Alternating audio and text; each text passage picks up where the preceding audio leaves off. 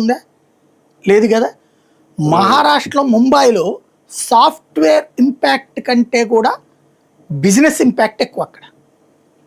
వాస్తవంగా సరిగ్గా చెప్పాలంటే బాబు గారు తెలివిగా ప్లాన్ చేస్తే ఇదివరకు విజయవాడ, గుంటూరు ఈ ప్రాంతాలు highest richest business men hub ఇవి రెండు వ్యాపార హబ్బు.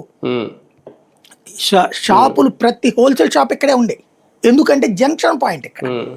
అటు కర్ణాటకకి, తమిళనాడుకి, కేరళకి, ఒరిస్సాకి, ఇటు హైదరాబాద్కి, ఛత్తీస్గఢ్కి సప్లైలు ఎక్కడికైనా సరే సరుకు సప్లై చేయగలిగినటువంటి జంక్షన్ పాయింట్ రైల్వే స్టేషన్లో ఉండటం, బస్సు సెంటర్లు అన్ని వైపులకి మనకి హైవేలు ఉండటం మూలంగా.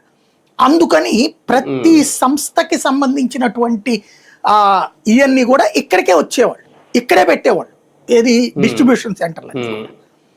తర్వాత చంద్రబాబు గారు ఏం చేశారంటే తను సీఎం అయ్యాక వీళ్ళందరినీ తీసుకుపోయి హైదరాబాద్లో పెట్టేశారు. ఇప్పుడు విజయవాడ నేను జర్నలిస్ట్గా కవర్ చేసేది ఒక ఎత్తు, నేను స్టూడెంట్గా ఉన్నది ఒక ఎత్తు, ఆ వ్యాపారాలు చూసింది ఒక ఎత్తు. 179 హోల్సేల్ సెంటర్, హోల్సేల్ వ్యాపారాల సెంటర్ విజయవాడ.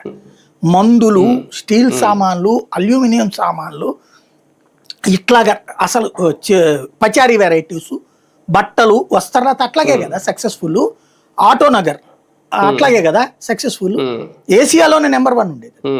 వీటన్నిటిని చంద్రబాబు గారు హైదరాబాద్ డెవలప్ చేసే క్రమంలో అటు పట్టుకుపోయారు.